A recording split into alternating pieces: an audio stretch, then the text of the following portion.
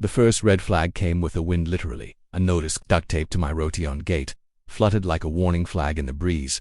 Violation, unauthorized modifications to porch fine. $250, immediate compliance required. No official header, no HOA seal. Just bold, angry fonts and an unsigned threat. I'd been in Willow Pines for exactly 6 days. Retirement brought me here. 31 years in the county courthouse, 20 as a judge had earned me a peaceful stretch of land and a modest, single-story home backed by oaks. I wasn't looking for drama, just silence. After all, the gavel was down, the robe was hung, and I was finally free of the courtroom's endless grind. But as I stood on my gravel path reading that flimsy sheet of intimidation, I recognized something unmistakable. A power play. The so-called modification they cited, a cedar rocking chair, a small potted cactus, and a flagpole I'd had installed decades ago. Nothing that violated any zoning law or municipal code. I'd read the HOA covenants before closing. Carefully, there was no clause restricting furniture or minimal decor. I took the letter inside, folded it neatly, and set it beside the coffee pot like a puzzle piece waiting to be solved. My neighbor, Tom Bristow, dropped by that afternoon with a plate of welcome cookies. Retired mailman, gray-stubbled and friendly, but with eyes that darted toward the window like he was always being watched. "You get a visit from the Queen yet?" he asked as he placed the cookies on my kitchen counter. "Who, Beverly Krantz," he said, president of the HOA, self-appointed tyrant, thinks she owns the zip code. "Is she the one sending out fines for furniture?" He winced. "She fined a woman last year for planting tulips, called them visually disruptive. You're not the first target. You just might be the first one who fights back." I offered a dry smile. I didn't retire from the bench to get pushed around by clipboard warriors. That evening, I attended the monthly HOA meeting not to stir the pot, just to see who was doing the stirring. The community clubhouse looked more like a courtroom, chairs arranged in strict rows, a podium center stage, a large laminated banner reading Willow Pines order, beauty, unity. Then came Beverly. She walked in like she owned the oxygen, tall, expensively dressed in cream slacks and a silk blouse. Her platinum hair was pulled into a severe twist, and a diamond brooch glinted like a warning flare on her collar. "Let's welcome our newest member," she said, smiling tightly in my direction. "Judge Harold Mason, recently retired." There was a ripple of polite claps. "I hope you're prepared to follow our rules." "Your Honor," she added, her tone oozing condescension. I met her gaze without flinching. "I'm always happy to follow lawful rules. I assume that's what we're dealing with here." Her smile faltered just for a second. Then she moved on to the next item, some debate over mailbox heights and lawn edging. But I noticed the way she glanced back at me, as if sizing up a problem she didn't expect to have. After the meeting, she approached me alone. "Most folks here prefer to keep things simple," she said smoothly. "No need to overcomplicate what works." I nodded. "Simple is fine, as long as it's also legal." She paused. "I hope we won't have a problem." "You already left one on my gate," I said calmly, for the first time. Beverly's carefully maintained composure cracked briefly, but she recovered. "Sometimes we get a little enthusiastic with enforcement. Consider it ... a nudge," I returned. Her smile. "You may want to rethink who you're nudging." As I walked to my car, I passed one of the clubhouse's side windows and spotted a man standing just inside. A tall, dark uniform, radio clipped to his shoulder, no badge, no agency logo, but the posture, that of someone used to pretending he had authority. That was my second red flag. Something was off in Willow Pines, something beyond lawn fines and porch chairs. I'd seen that look before, in courtrooms on defendants. On people who thought uniforms could scare people into silence. They didn't know me yet, but they would. The storm arrived at 7:43 a.m. in the form of 2 men in a black SUV. I'd just stepped onto my porch with a fresh cup of coffee when the vehicle rolled up, unmarked, windows tinted to dark for any legitimate agency. The men stepped out in matching tactical vests, black boots and earpieces. Their gear looked official at a glance, but to a trained eye it was theater. Costume without character. "Morning," the taller one called out, his tone clipped and commanding. "We're here on behalf of Willow Pines Community Compliance. We've received reports of unpermitted changes to the structure." I didn't move from my porch. "Which structure?" I asked flatly. "This one," the shorter man said, motioning toward my home. "We'll need to inspect the premises. Standard HOA protocol." "Names?" I asked. "Badge numbers? Any documentation?" They exchanged a glance, a flicker of hesitation. The tall one stepped forward, tapping a laminated card clipped to his vest. "We're not law enforcement, sir. We're compliance officers." I stood, slowly, and set my mug on the railing. There's no such title recognized by the county. No ordinance grants you the right to enter private property without consent. And what you're wearing, gentlemen especially, that fake radio setup, is skirting dangerously close to impersonating an officer. Their posture changed instantly, less confident now. The shorter one shifted uncomfortably. Glancing back at the SUV, I took a step forward. You may not know this, but I was the presiding judge of this county for over 2 decades. I've sentenced real criminals, ones who wore badges and abused them. If you set one boot past that gate, you'll join their ranks. You understand me?" The tall one stiffened. "We're just following instructions from the HOA board." "You mean Beverly?" He said nothing. "I'll give you 10 seconds to leave, or I'll call the sheriff, and when he gets here, he won't be asking politely." That did it. They backed off without another word, climbed into the SUV and drove away fast. I memorized the plate and called Sheriff Delaney before I'd even finished my coffee. Delaney and I weren't just colleagues, we were friends. We'd fought corruption together, cleaned up backwoods scandals, even helped draft part of the county's fraud statutes. When I relayed what had happened, his voice turned cold. "Judge, you're not the first to call. I've had 3 complaints in the last month. Same Mo private security pretending to be law enforcement, citing HOA rules like they're state law. Any chance they're licensed?" I asked. "Nope, already checked. No registry, no permits. Whoever Beverly's hiring, they're doing this off the books." That night, I reviewed the Willow Pines HOA bylaws again. They were a patchwork of recycled clauses, vague mandates, and open-ended enforcement powers. Most homeowners signed without reading the fine print. That was Beverly's game control through confusion. She relied on fear, on residents not knowing what they were signing or what they could resist. But I wasn't afraid. I'd spent my life studying how power worked and, more importantly, how it collapsed when exposed. I started collecting testimonies. I met with Tom again, then a widow named Mrs. Hawthorne who'd been fined $400 for a non-regulation garden gnome. I found a young couple penalized for putting solar lights along their walkway. Each story followed a pattern: vague warnings, phony officers, escalating threats. At the next HOA meeting, I arrived early. The clubhouse was quieter this time, tense. People murmured as I entered, their eyes flicking toward me with something between hope and hesitation. Beverly arrived 10 minutes late, as always. This time, she wore a red blazer, authoritative, theatrical. Her compliance officers flanked her in the back, now dressed in black polos with a patch reading WPCO Enforcement Unit. She took the podium with a smug expression. "Before we begin, I'd like to remind everyone that maintaining order in Willow Pines requires cooperation and respect for the chain of authority." I raised my hand. She frowned. "Judge Mason, I'd like to request a formal board review," I said, holding up a copy of the HOA charter. According to Section 5.3, a review can be triggered by 5 or more homeowners presenting cause. I have 12 signed statements from residents who were threatened, harassed, or fined under false pretenses. Beverly's smile twitched. "You're not on the board." "I don't have to be," I replied. "The bylaws still apply. You wrote them, remember?" A hush swept through the room. "This isn't just about garden gnomes or porch chairs," I continued.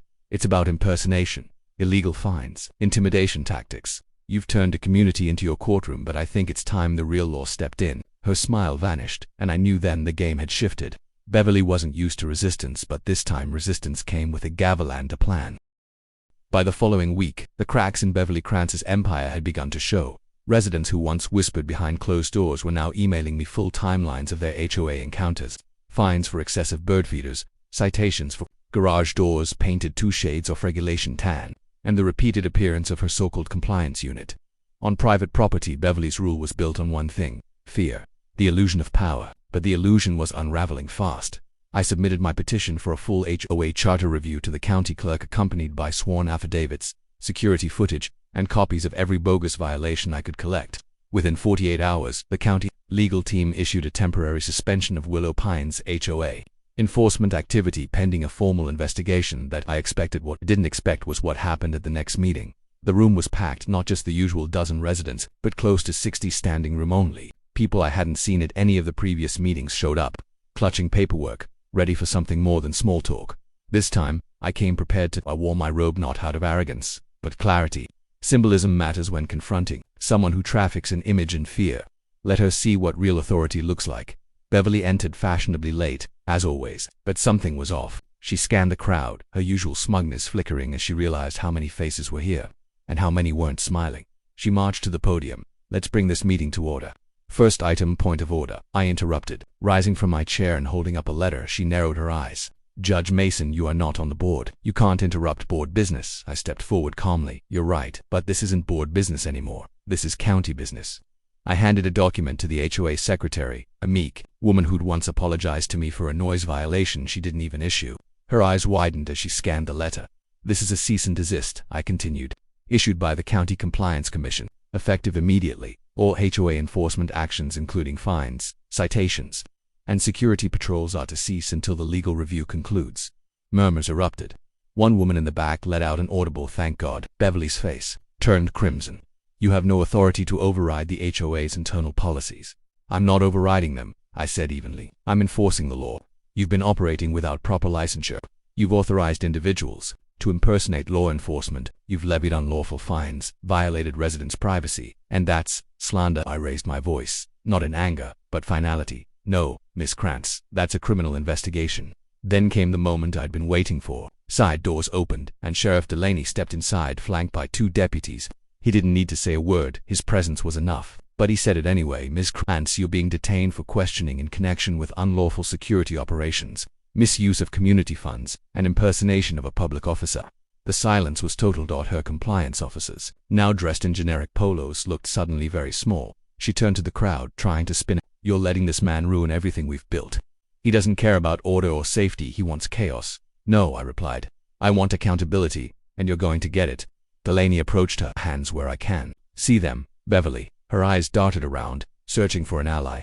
None came. As the sheriff led her away, residents began standing. Some applauded, others simply nodded at me. The kind of nods that meant something in a town like ours: respect, relief, gratitude. "But I wasn't done, folks," I said, turning back to the podium. "I know many of you feel like you've had no voice here. That ends today. The HOA, as it's currently structured, is under legal suspension, but that doesn't mean we can't rebuild fairly transparently." A man raised his hand. "Are you suggesting we start over?" "I'm suggesting we start right," I said. It wasn't the courtroom, but it felt just as significant. A reckoning. Not the kind with slamming gavels, but with unlocked doors, lifted burdens, and neighbors realizing they'd been under the rule of a woman who never had any real power, just a convincing uniform and a louder voice. The power had always belonged to them. They just needed someone to remind them. The sun rose different the morning after Beverly Krantz was taken away in handcuffs. It wasn't the weather. It was the quiet. No SUVs loitering at intersections, no phony patrols pacing sidewalks, no neighbors whispering in hushed tones about whether they could hang a wind chime or plant a flower bed without punishment. Willow Pines had finally exhaled. Sheriff Delaney called later that day. The investigation was expanding. Turns out Beverly hadn't just been running a rogue HOA, embezzled over $80,000 from community funds and used it to hire unlicensed private security. Some of that money had even gone to personal spa retreats in Aspen and a country club membership 3 towns over. "Looks like she was playing queen with other people's money," Delaney said grimly. "Her little regime's finished." And so, in a neighborhood once silenced by fear, a new sound emerged: conversation, laughter, front doors left open, lawn chairs dragged out to driveways, where people finally greeted each other again. But there was still work to be done at the next gathering.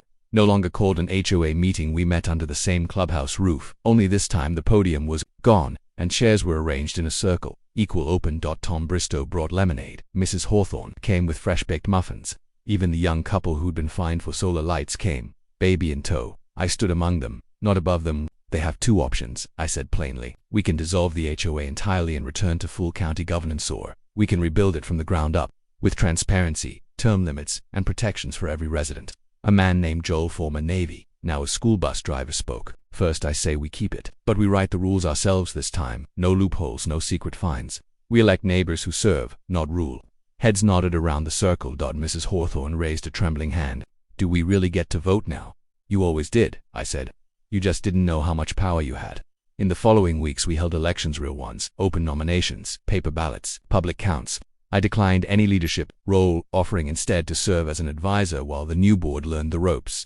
My only request was simple: everything be published: budgets, minutes, fines, appeals, all of it, online and in mailboxes. People showed up like never before. Care became a group effort, not a point of conflict. Sidewalk art contests replaced violation letters.